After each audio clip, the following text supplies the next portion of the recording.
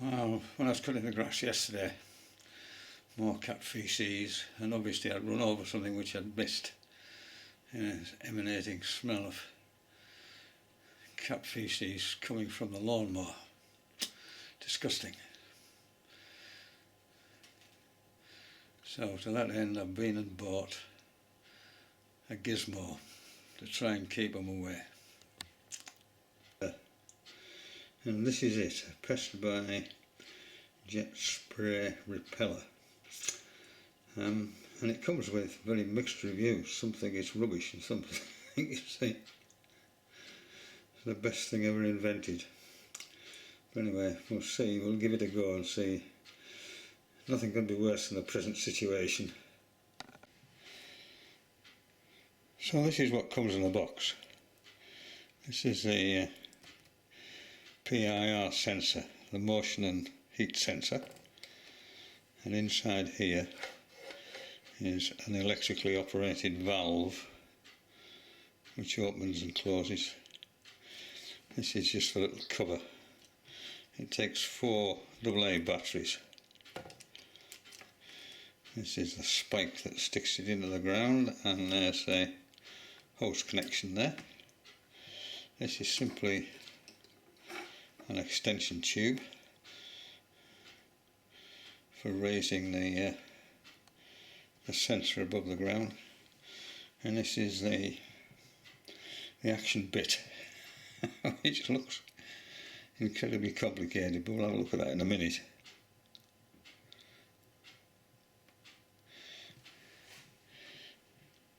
So essentially how it works is this senses the movement or the heat. The valve opens, the water, which is turned on of course, runs up there into this thing here, where it all jiggles about and sprays according to the settings. Well, as this is the sort of action end, let's have a look at that in a little more detail.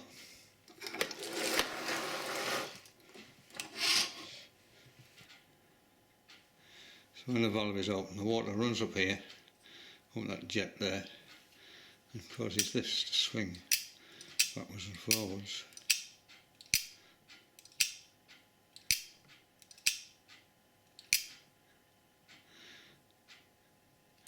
The clicking sound is this bit here.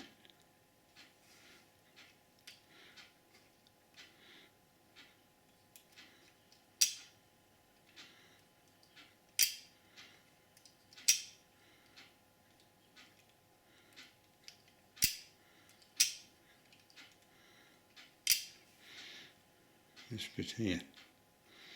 There's 2 Y pieces there, and they determine how much this thing swings backwards and forwards, how big an angle it is. So you can set the angle. You lift that up there. Be very careful you don't break this off, because it's quite a fragile thing.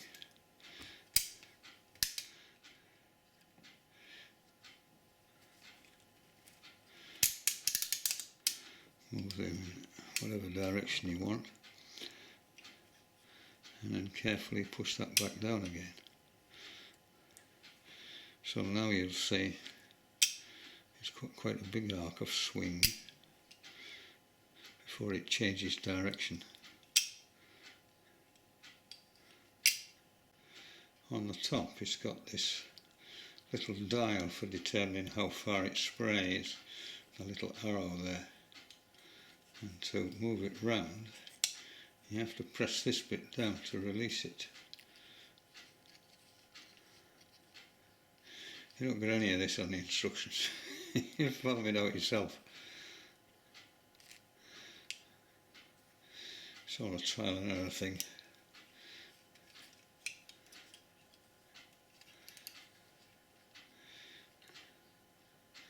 And the other thing you've got is this little knurled knob which determines how much this thing sprays.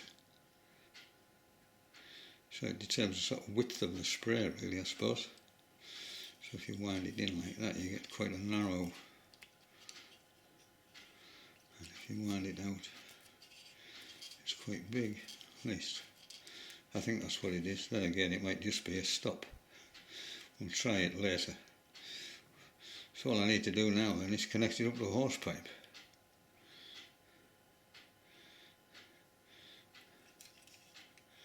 And try it without getting soaked.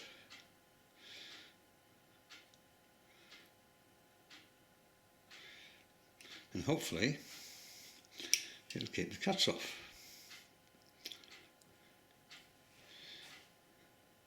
I mean, two of the, when you look at the reviews, most of them concern how fast it goes through batteries. But there must be some way of adjusting the sensitivity. Let's have a look at that that box with a valve and a PIR. So there's the where the batteries go. There's the PIR. There's the hose connection. Oh, there's a knob on the back. Right. I assume this is for the sensitivity. It goes from north up to 9. Let's have a look at the brochure, see what it says, because there wasn't an awful lot in it. Well, there it is. I'll just go take that through slowly. You can read it at your own convenience.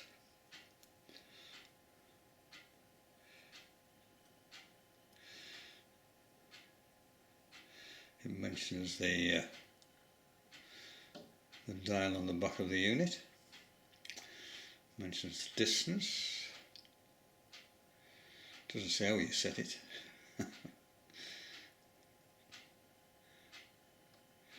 And then, of course, before you turn the unit on and get soaked, you have to test it yourself. And then, when you've got it sorted out, turn the water on and, I don't know, send your kids or a dog past the PIR and see what happens to them, see if it works. This is a hose lock tap connector, which I've already got, and that's quite straightforward. It just remains to set it up and give it a whiz. This is the battery cover. And it comes with this little gasket and 4 tiny screws, which is a bit of a nuisance. In the reviews of this on the internet, one of the big complaints was it absolutely chewed up batteries. But I suspect that's to do with the sensitivity. If you plonk this thing with a PIR in front of waving branches, it's going to be opening the valve every however, squirting water all over the place, and of course every time the valve opens the batteries run down a little bit. So we can have a look at that. So just fit that gasket in there.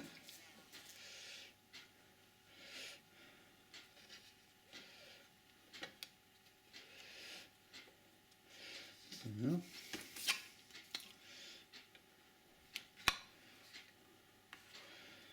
Cover in, and put the screws in.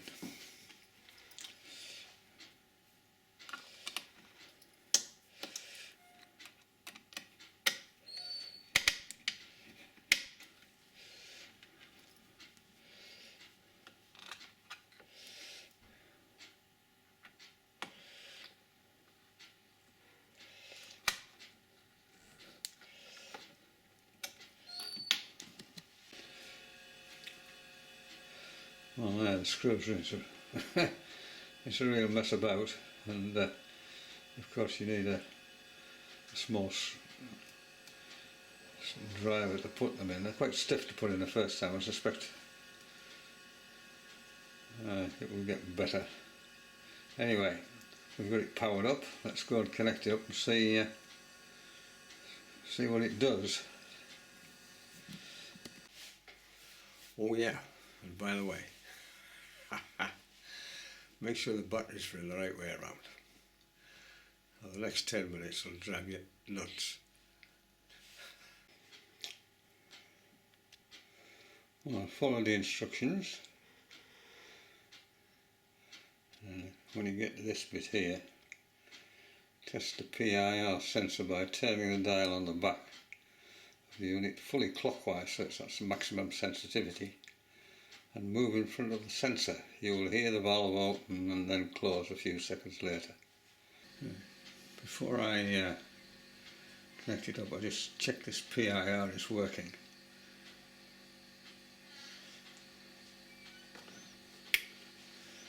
So I need to turn this knob fully clockwise, so it says 9 there.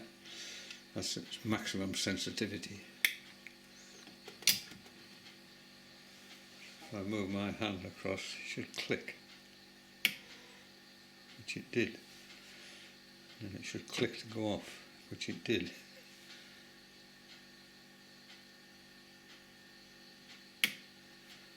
And it clicked again. It's gone off.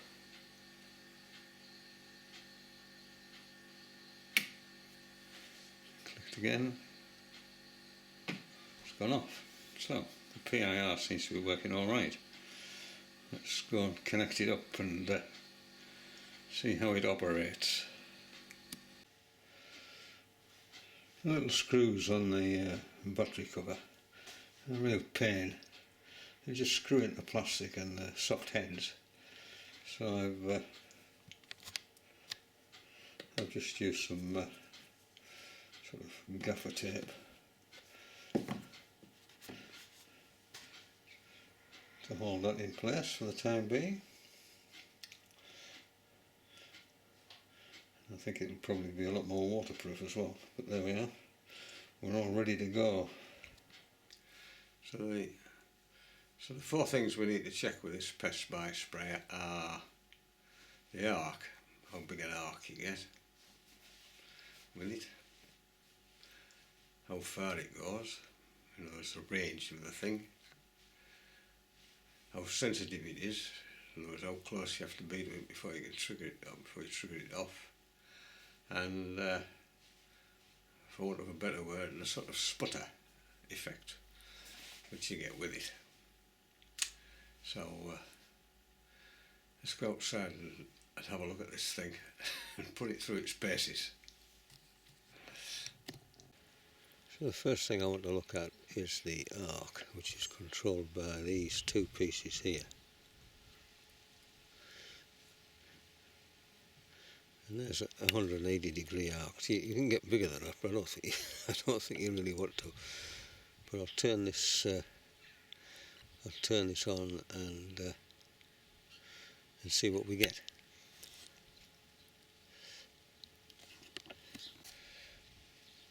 Every time before I turn it on, I need to turn this off, because when I walk in front of it I get drenched.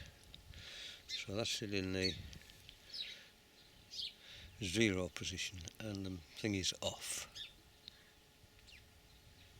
So I'm going to turn the water on now and see what we get with this wide arc.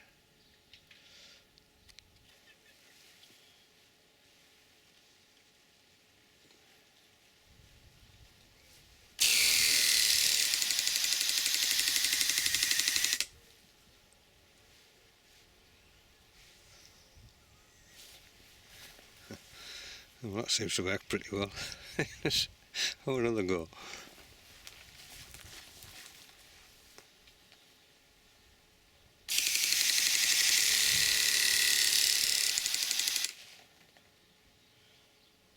So I'll change the arc to a narrow arc. I'll switch the machine off first.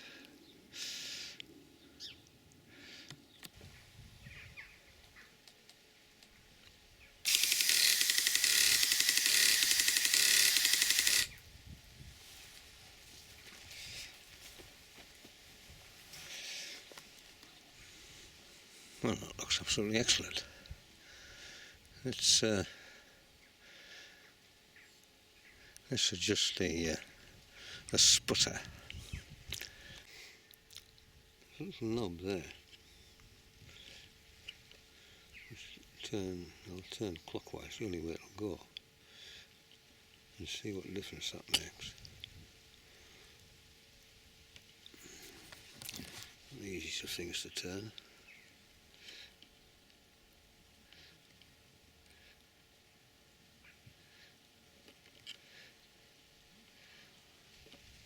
That's better.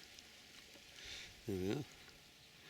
So that's turned in fully clockwise. Let's see what effect it has on that sputtering. So I'll turn the machine on and see what happens.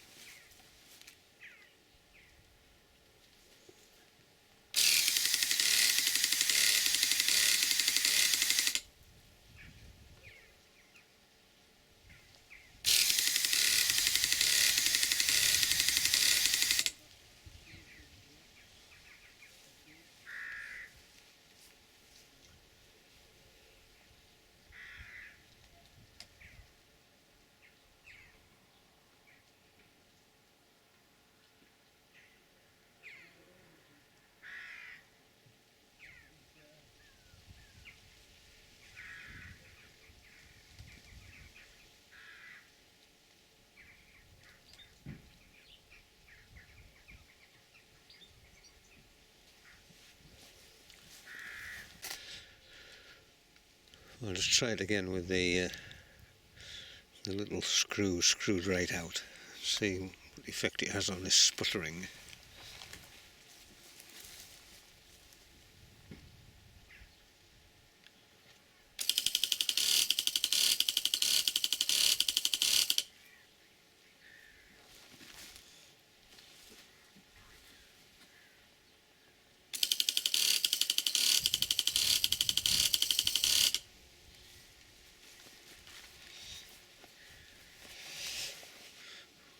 Well, you do get far more sputter when it's screwed in than you do when it's screwed out. So let's have a look at the distance. You can see on the top there, this is the distance, and it says there minimum and maximum. To change it, you have to push this down, lift this up and turn the knob. It's not easy to do with a camera while you're holding a camera. So this is it set on the minimum distance.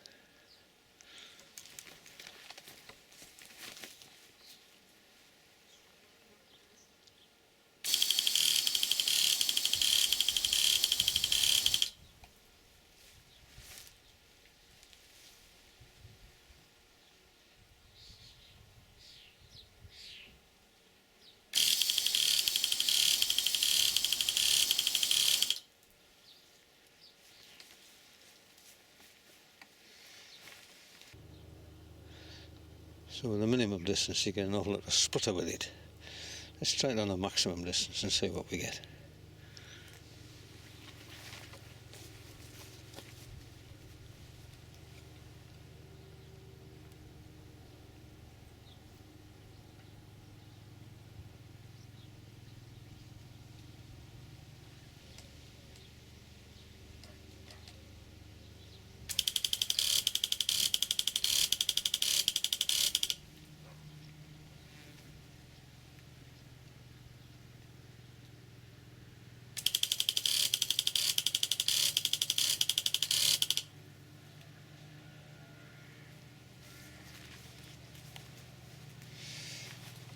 Oh wow, it seems to go off quite a long distance.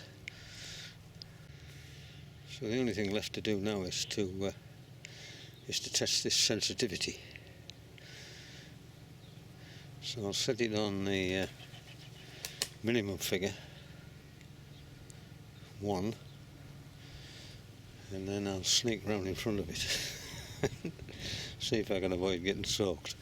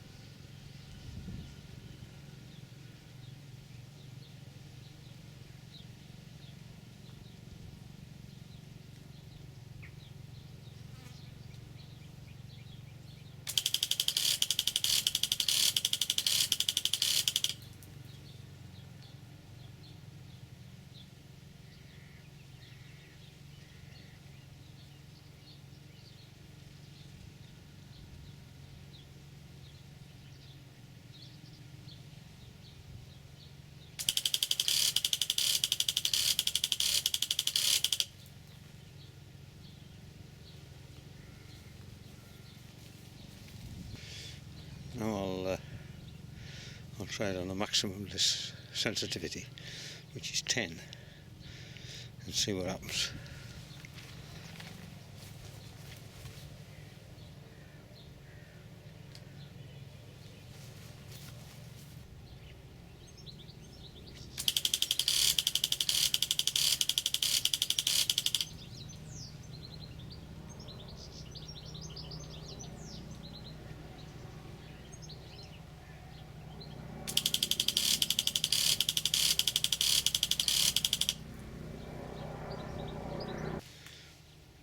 Well, that works pretty well. The only problem is that when it's on maximum sensitivity, when it's triggered, even if it's on maximum distance, the water doesn't actually reach you. So let's just give it a full works. We'll put it on the 180 degree arc. We'll put it on maximum sputter, and we'll put it on maximum distance and maximum sensitivity, and see what we get.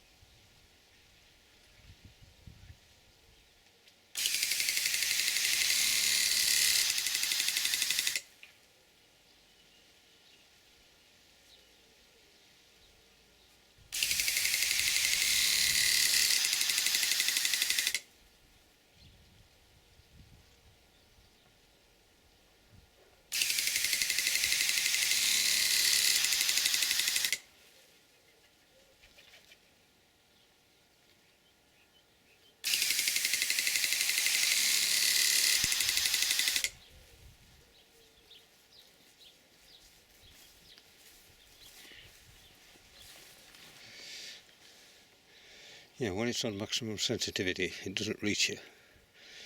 So I'll set it on 5, which is sort of medium sensitivity, and I'll set the distance to about halfway, and see what we get.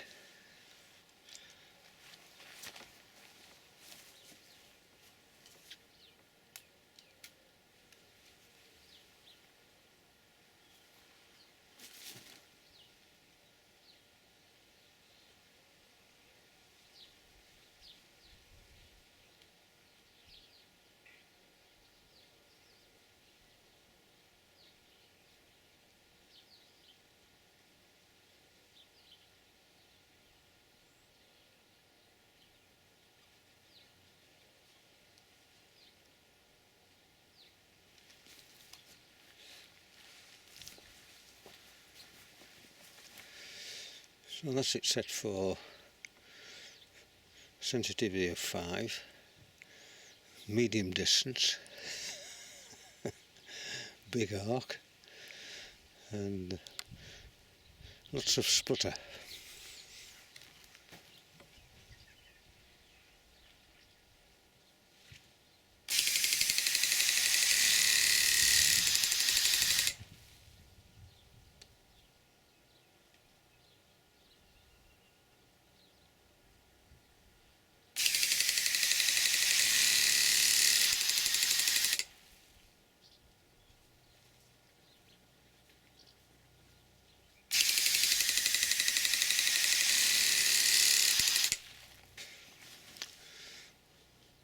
Even on a sensitivity of 5, when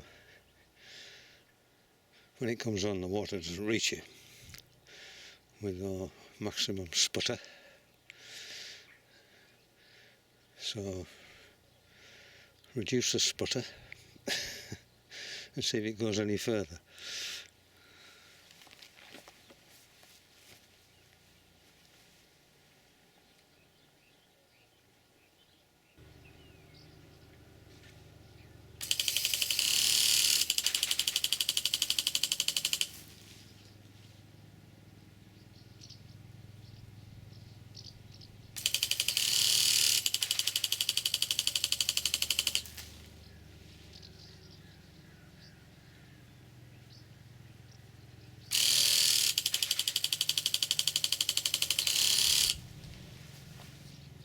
Oh, that seems a lot better. But if you're trying to chase cats, then I'll reduce the sensitivity even more so the animal gets closer to it before it goes off.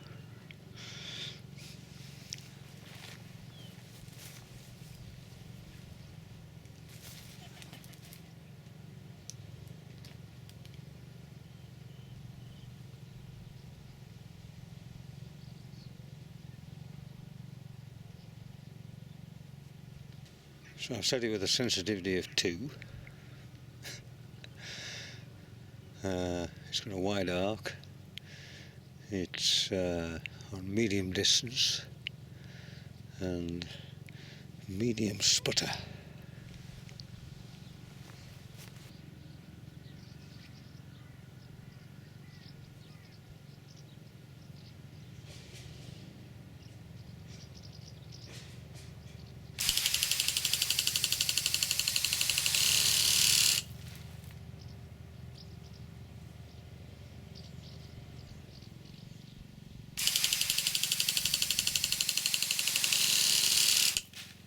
Well, it's still quite sensitive. You get a little bit wet, but you're not really close enough to it if you're walking towards it to figure soaking. So I'll cut the sensitivity down to 1.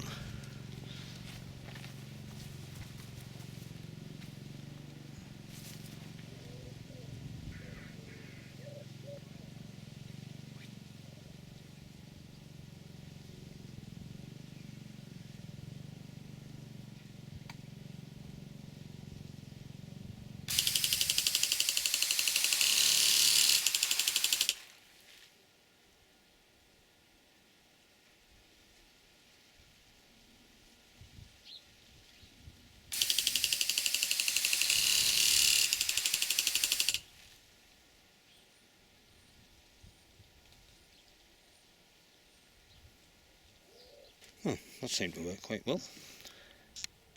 Well, I quite enjoyed messing about with that, albeit a little bit wet. The crucial thing is not to forget to turn it off when you walk in front of it, otherwise you get drenched. And of course, I've got it low to the ground. I'm not using the extension which holds it about 18 inches above the ground. So I'm trying to deter cats.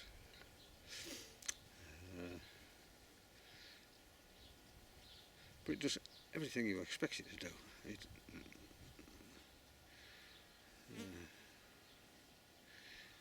covers a wide arc. You can either have a narrow jet or a sputtering jet. It goes a fair old distance. And you can vary the sensitivity. If it's on maximum sensitivity, even on the sort of narrowest jet, it doesn't actually reach you. It's so sensitive. But on sensitivity of 1, with a reasonably wide arc, medium sputtering, and maximum distance, they seem to be the optimum settings. So I'll go and give it a go, and try and get it on video camera, which is not going to be easy. I suspect you could get it on the trail camera, because the trail camera is just triggered when the animal is there. But with a video camera, you've got to set it up and leave it running for hours and hours and hours in the hope that you capture one. Anyway, I'm very pleased with it. It shows no sign of problems with the batteries, which people complained about. For 20 quid, I think it's an absolute steal. Hey, take care. We'll see you again. Bye bye.